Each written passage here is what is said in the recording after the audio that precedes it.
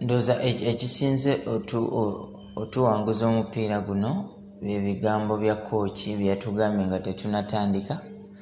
Yatugambye tulina beera bavumu, tulina kuwaayo omutima, tulina okikolera wamu kuba tuli kuwawe, neera nebaza nebasambi bannange kuba byonna babikoze mu kisaawe. Kuba omuntu watunuulira results ayinza olowooza omupiira gubadde mwangu, naye tegubadde mwangu, especially tubadde kuwawe. Nebaza ne management ya Vipers kuba twatambula bulungi, twatuukira mu budde, buli kimu ne kitambula bulungi. Organization yabadde nnungi, naffe ne kituwa amaanyi ne tugenda mu kisaawe ne tuwaayo n'emitima gyaffe.